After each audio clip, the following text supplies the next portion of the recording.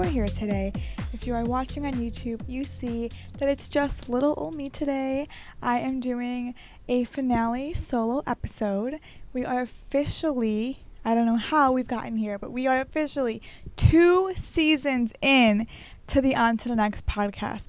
I started this podcast at 22 years old with a mindset of I just want to talk my talk and I want to say what I have to say and be done with it.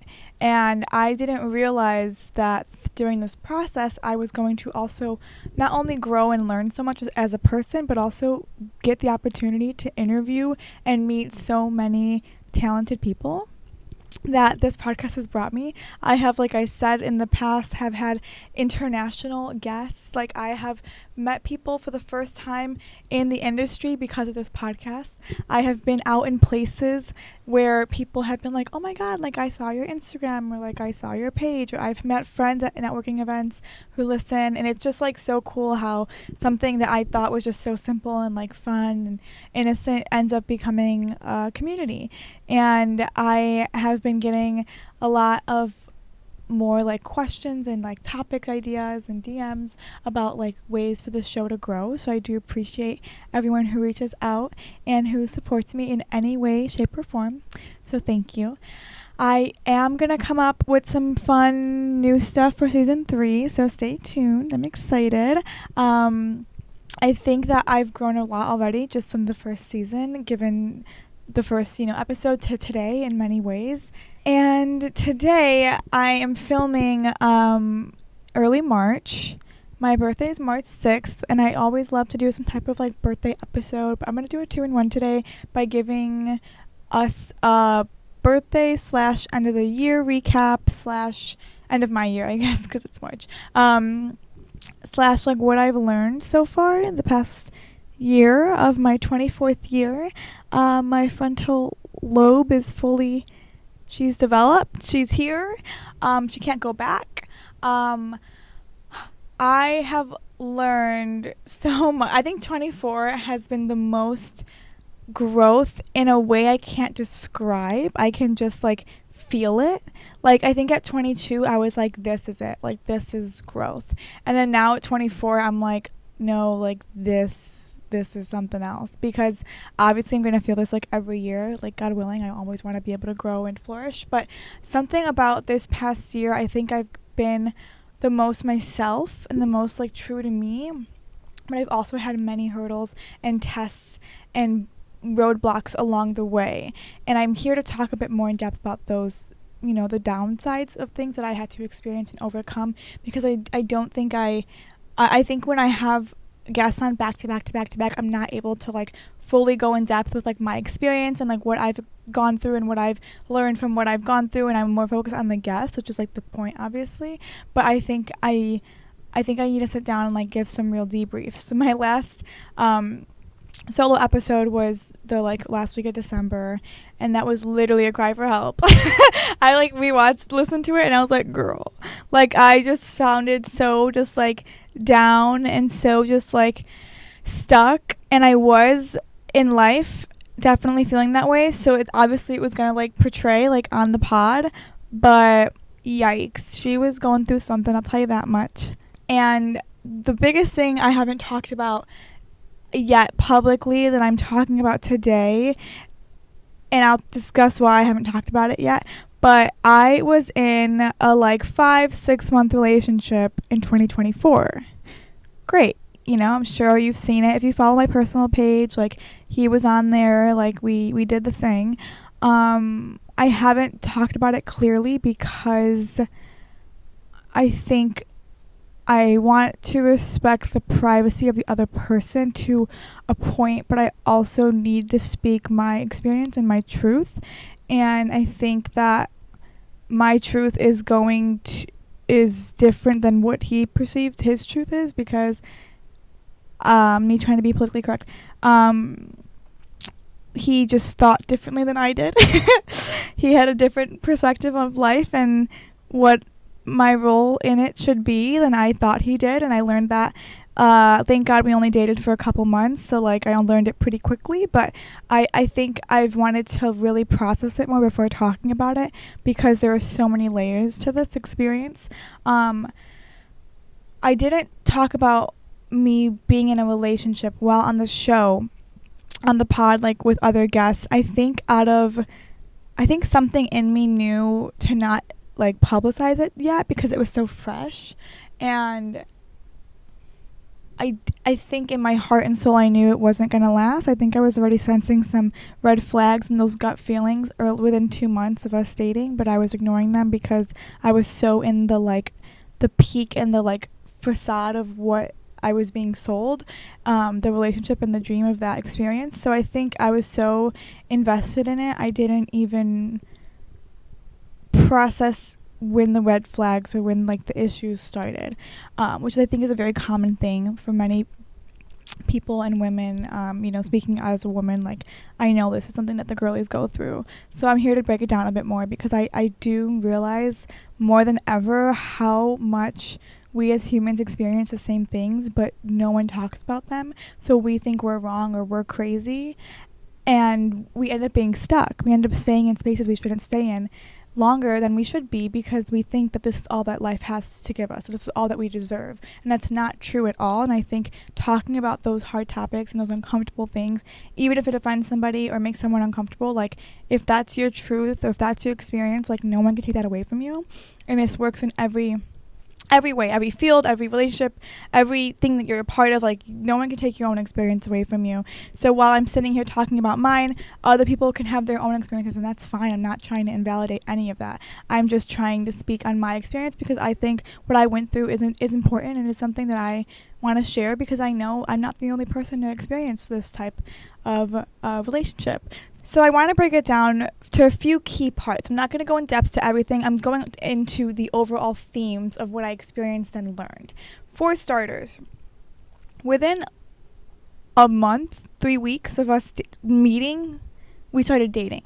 Okay, we moved very fast, which at the time when we had fully met and fully tried it full out, that was what I wanted because the prior boy before him was someone who was inconsistent and who was to a point unreliable and who wasn't clear with what he wanted, and it was very wishy-washy, and I think that caused me to want something more stable, which is valid. Okay, and so then when I meet this person who is like selling me the dream, he's saying everything I want to hear.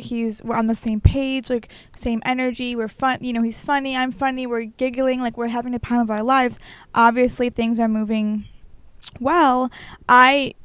He basically was like, I know I want to be with you. Like, let's just date and be exclusive, which is great. I thought that was a very mature thing. If you know, you know. And if they're on the same page with you, like, phenom, like, go full out.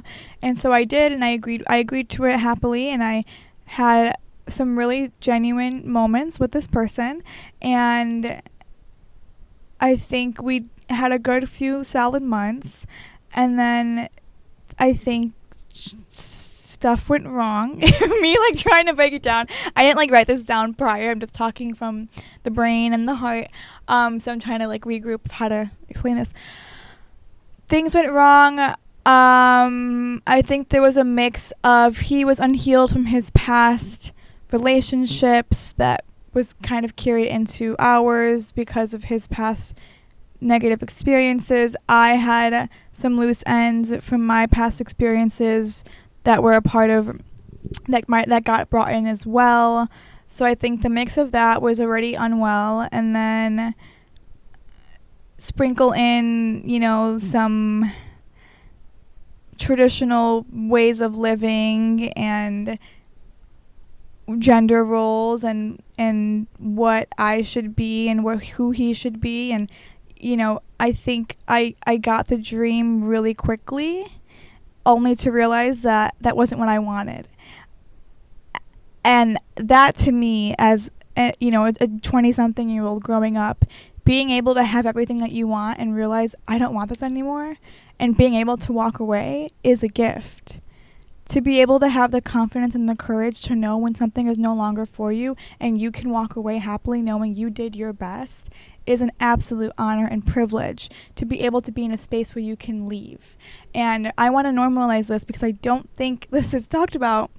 You can leave. Like, you don't have to stay with the person because you told them you wanted to be with him, or because you've been together for 6 years, or because you promised him this and you promised them that. Like, you can absolutely leave. The moment your heart and your soul and your gut is telling you this doesn't feel right, step back, reflect, think about what doesn't feel right, and evaluate if it's something you want to fix or work on, or is it unfixable?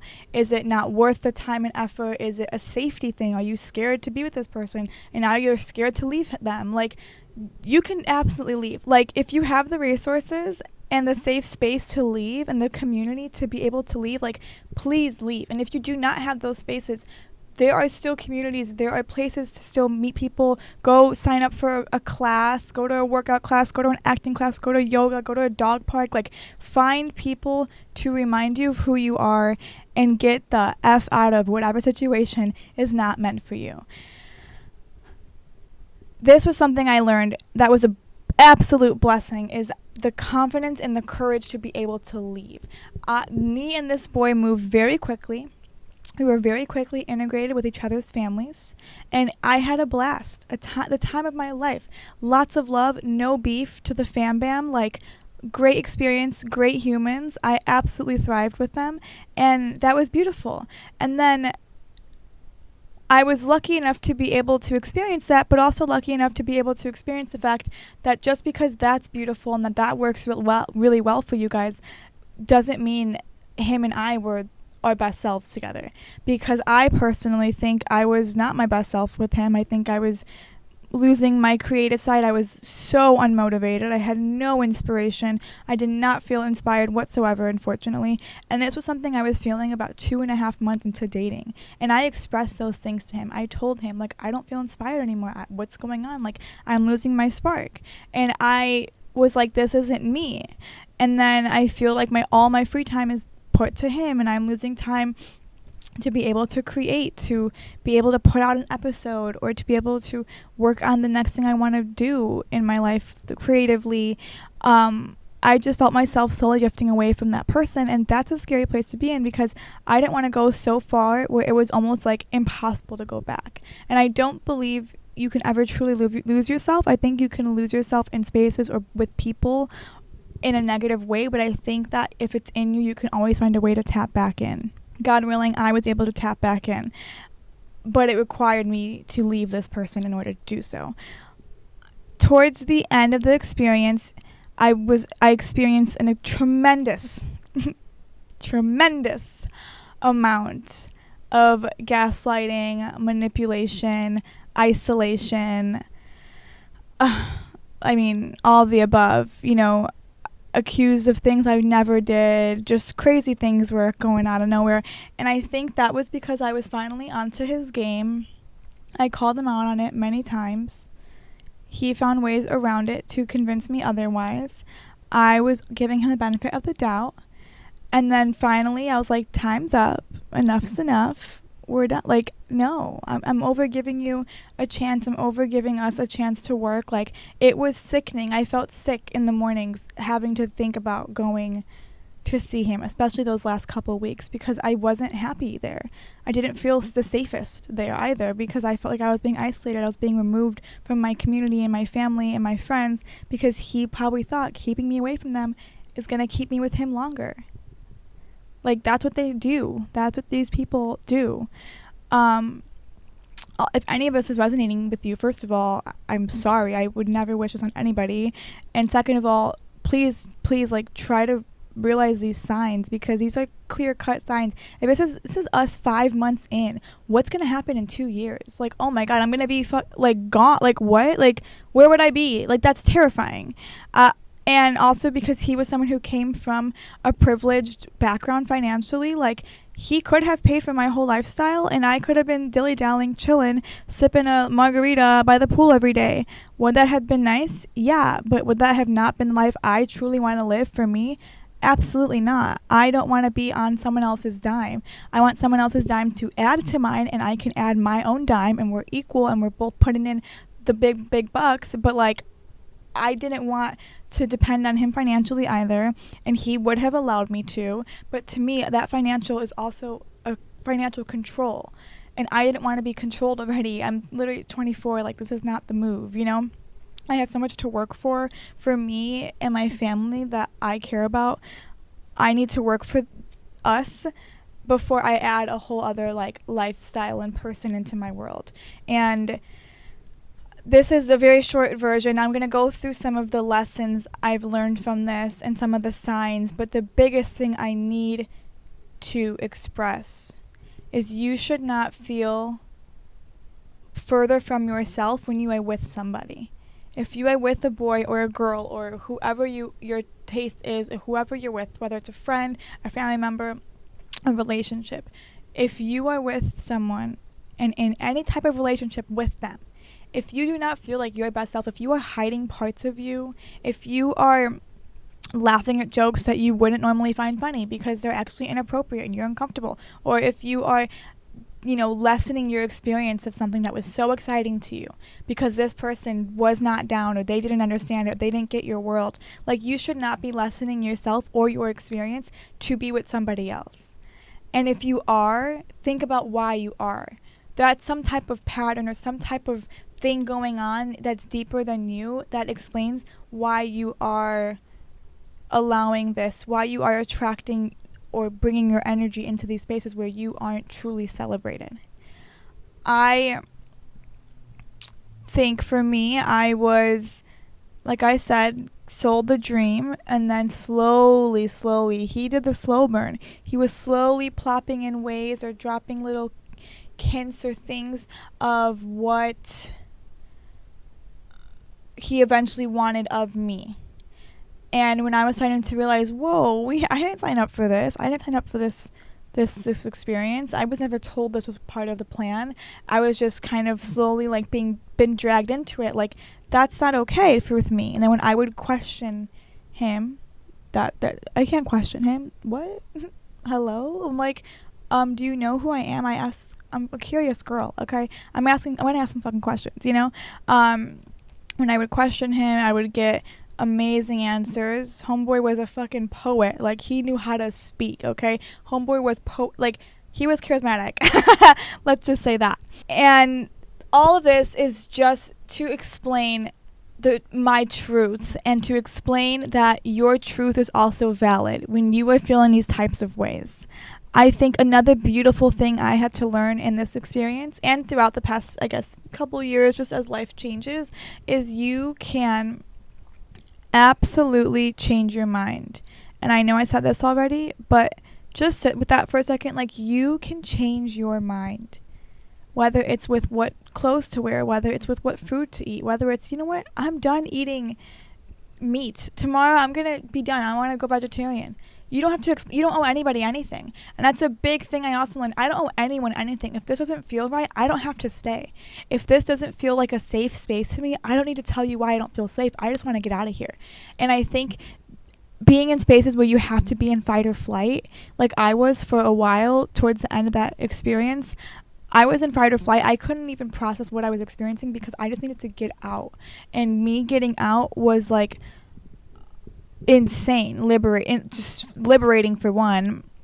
Two, it's only been a couple months and I have already lived 9 lives of pure bliss, happiness since leaving this person.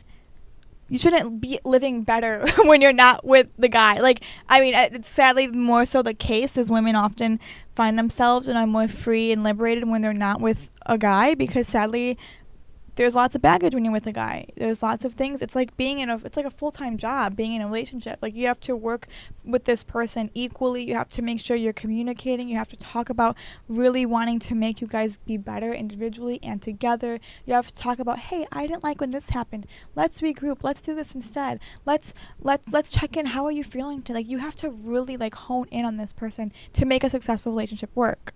And being able to recognize those signs, I think, are important to know, like, hey, are we working on this together, or is this like a me thing I'm working on and you're just like actually getting worse? Like, you're just bringing me down.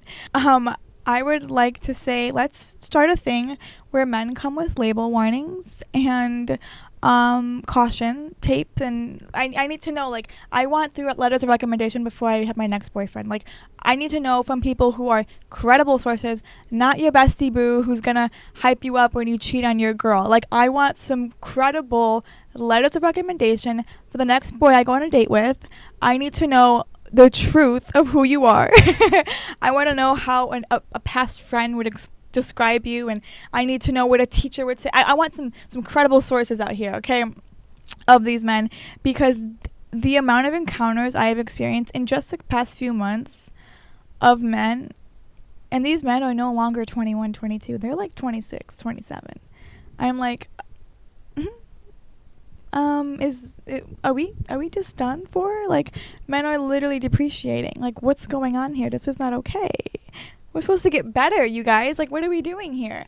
No, I've just heard the most concerning stories and experiences of these men just thinking it's their fucking world.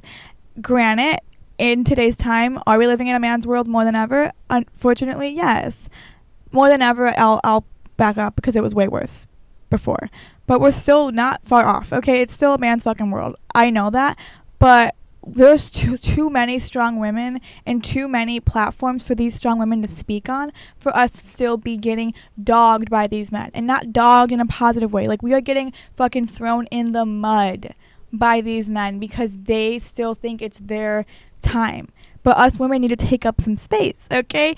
Like, this is not like the man typical toxic men space anymore. Like, we know women and people who are on, people who are, on my side in this, we have the resources. Just go on TikTok, look up 3 signs of narcissistic tendencies, look up toxic masculinity. Like, we have ways to get better. And men, for the ones of you who are still out there fucking ruining people's lives, there's no excuse. I don't care how you were raised. I don't care where you came from. You read a fucking book. Like, you can change, okay? This is a time to change while you're young, while you're in your 20s or in your 30s. Like, you can regroup. You do not need to stay with your toxic ways because that's all you saw growing up. Because you and your parents had a shitty experience, so now you're putting it on to the next period. Like, no, that's what growth is for, okay? Let's just fucking take a second. Read a self-help book. Really dissect it. Be honest with yourself. Ask friends for POVs, friends who are a little bit more level-headed. Ask girls, what did I do wrong? Like, can you explain this to me so I can learn for the next time? Like, there is absolutely no excuse to not be a decent human being. And when I say decent, I mean no cheating, no lying, no finessing, no playing. Like, there are ways to be open and honest about who you are and not hurt people in the process. Okay.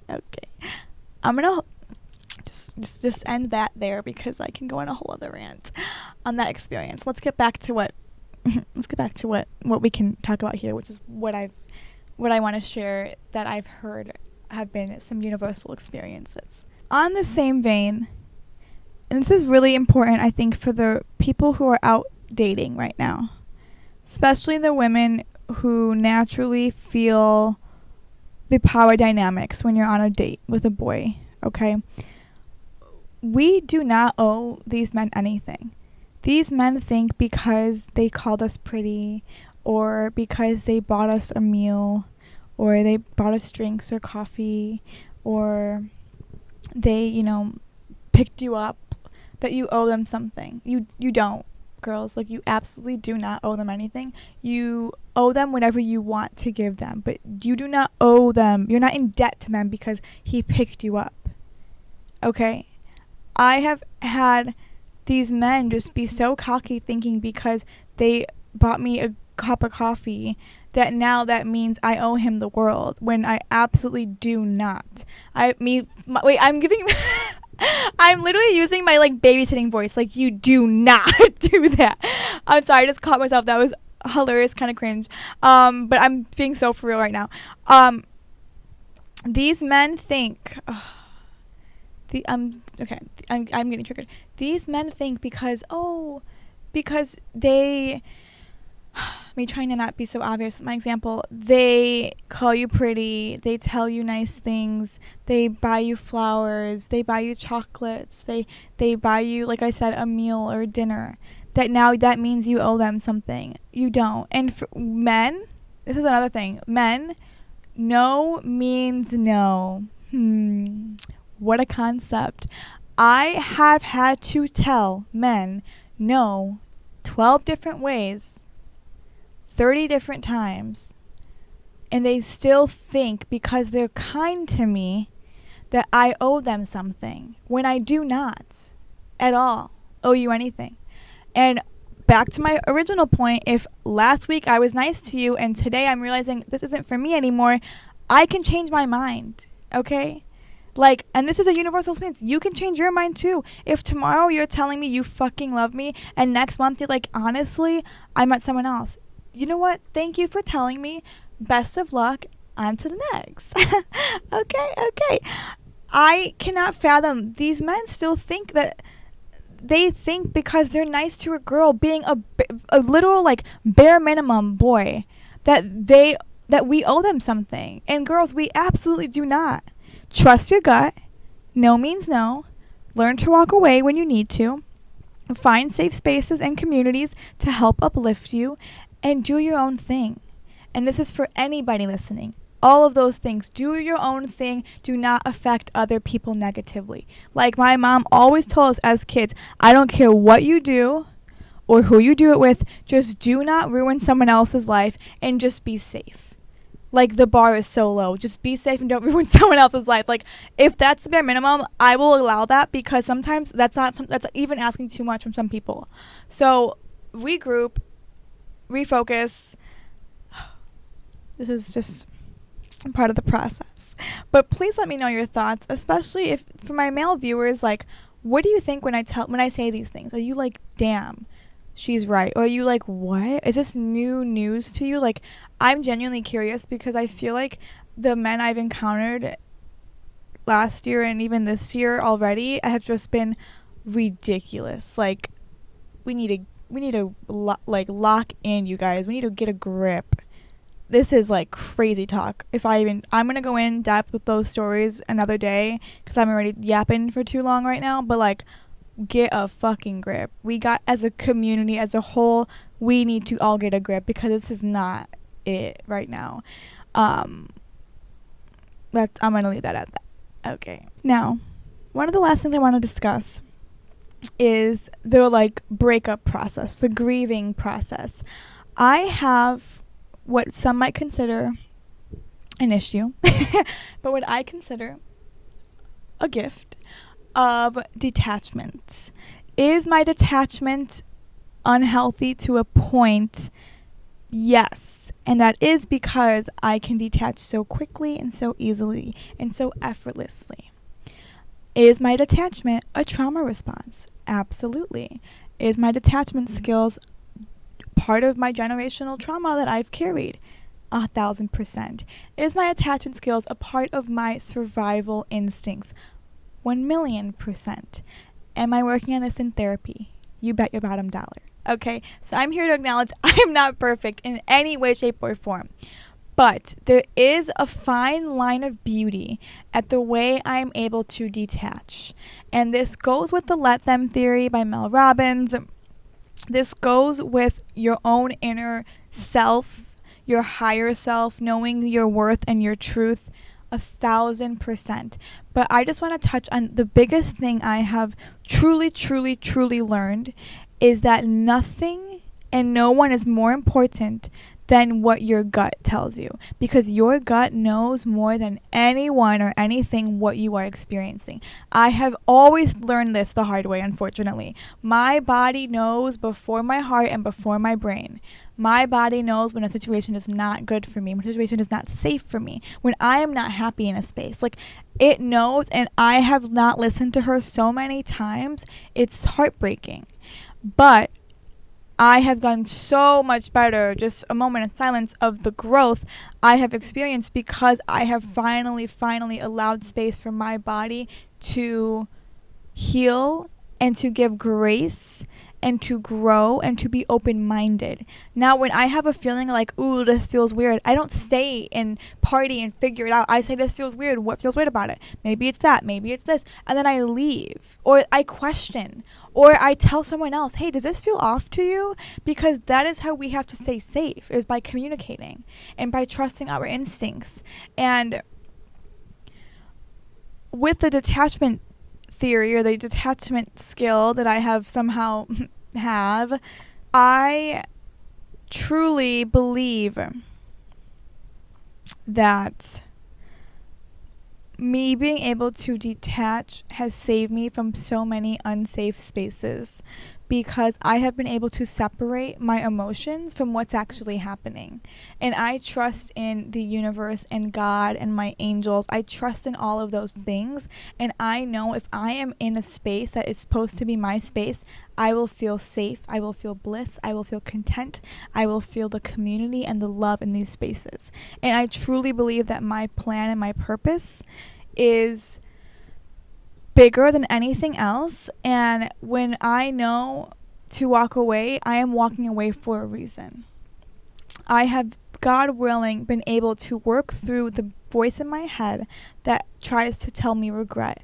Well, if you leave, you might feel this, or if you leave, you might feel that, or damn, you should have stayed when you were 19 years old with this one, or whatever, like whatever in between. Like, I have walked through graciously with myself, picked apart every little moment of doubt or regret or questioning that I have of my own past self, and have been able to sit there and understand why I did what I did. No, babe, you left that relationship at 20, whatever, 21, 22, because it was no longer serving you, because you didn't feel safe in that space, because you didn't feel excited, because you weren't rejuvenated, you weren't inspired. Just because it was good for the first year doesn't mean you have to be in it forever. Like, I have to sit there and really process these things, because it's so easy to get lost in the angst of like, why did you do that to yourself? We're all our biggest critics, and if we're cruel to ourselves, that is allowing space for other people to come in and be cruel as well, because we're not protecting ourselves. We're betraying ourselves by not listening to our gut, by not listening to what our inner wants and dreams and beliefs are. And the detachment that I talk about is being able to walk away. And I had to work on this many, many times. My first relationship, it took me a lot longer than this most recent one to leave from. But that's with growth. That's with getting older. That's with understanding more. That's with also knowing like what you want for yourself, and with the learning and the growing. And I think, as you know, for any young listener, it's okay to go through those negative spaces as long as you're, God willing, safe in them. But it's okay to feel some type of way, or to go through the hard times, just to be sad about someone. Of course, there's boys I was sad about. I've cried many tears over many boys who really realistically didn't deserve it, but I did. And I did that because that's part of the growing up process. And now I know how to be able to heal from other experiences. But I think being able to really sit down and reason with myself is a beautiful thing. And I just am talking about all of these things because I know a big thing that got me through a lot of negative leaving a lot of negative spaces is knowing I'm not the only person going through this. There's 8-9 billion people in this world. Like, our experiences, no matter how extreme and big and scary they feel to us, are not a one-time feeling and it's gone. People all around the world, from all different walks of life, from all ages, have felt something similar to you, if not exactly what you've been through. That's why people fall in love with poetry, with art, with music, with movies, with TV, because you're seeing versions of yourself in these things, because you're like, wow, someone finally gets it. And I think for me, that is where I had to really learn from, was like, you can feel this way, but you can also leave. You can also, you could be sad, but you can also find a way to get out of a space that no longer serves you, that you don't feel your best self in. And all of this is a beautiful lesson to learn, because I think if you're able to go back to your inner self and your inner truth, you're going to realize that you are the prize. And I think once you realize you are the prize, you are unstoppable, because you no longer settle or wait around for the things that aren't meant for you. If you are on a 6, like meh about yourself, you're like, I kind of like myself, I kind of don't, like, kind of have some angst, kind of have some whatever. Like, you're going to find people who are on that 6 where they're also kind of Debbie Downers. Like, no one wants that. You want to be elevated with your person and with your partner, with your friends, or whatever space in between. And I think when I had, even recently, like, if I'm going on a date and I'm sitting there and I'm thinking, I'm like, why am I having fun today? I'm having fun because I'm fun. I'm having fun because I can hold a conversation. Is this person matching my energy? Yeah, maybe. But I don't want to confuse, my parts that I'm adding to this conversation, because when I leave, this person is the different person when I leave, because they're not, I'm not feeding the conversation. I'm not starting the conversation. And I think learning after going on dates throughout my years of being, single in and out, especially since post-grad, about 3 years now, I'm learning the biggest gift I have is the gift of my own self-worth, self-love, and self-knowledge, like being able to know myself and being able to be open to grow more on myself and by myself, for myself. Game over. Okay. I'm going to end there because this was a lot. At least a lot for me. I hope it was a good amount for you. But it's been real. I am officially about to be 25 in like 2 days. So this has been very healing. And I have been so proud of myself. Every year I have found a way to overcome and to be resilient and to educate myself and to ask questions and to learn more and to laugh and to love. And I could not be more proud of the growth I have experienced. And I've also experienced and seen growth firsthand from so many of my favorite people, whether it's people, I know day-to-day life, and I've seen them grow and flourish into their best selves, but also people on the internet that I follow never got to meet, or different family friends or different friends of friends. Like, just all I can hope for is that we continue to learn, love, and grow and be in healthy, safe spaces and create those safe spaces for other people as well. Everything I'm saying, please know, like, I'm also practicing this for myself. Like, I'm expecting this of others, but I'm also trying to give this to others as well. It's not a one-way street, and I think that can easily get lost in translation, especially when you're here like raw, like, I have this, I want that. Like, no, you have to give that also. So I just think there's been lots of love and lots of growth with everything. I am going to launch a season 3. I'm excited. I want to change up some things a bit. I'm going to have some fun new stuff announced as well. But as always, thank you for being here. Take care of yourself. Please don't be afraid to ask questions, to speak up, to know your truth, know your worth, and do what you got to do to find your peace, because you deserve that. So if you want to take a minute to yourself right now, write down 3 things that you know you deserve. Even if it's like, I deserve food, I deserve love, I deserve happiness. Like, those 3 things can be your little affirmations to think about for the rest of the day and hopefully days on. And just knowing what you deserve is the first act of loving yourself and really creating that safe space of what you're going to accept and allow in as you meet new people and continue to learn and grow in this lovely little life of ours. So thank you for being here. You know the drill. Like, comment, subscribe, post, repost, share, tell the boys, tell the girls, tell the moms, tell the bros, whoever. Tell them about the On to the Next podcast. Please continue to submit your questions, your thoughts, your comments, your topic ideas, and I cannot wait to see you when we are on to the next season in a couple of weeks. Bye!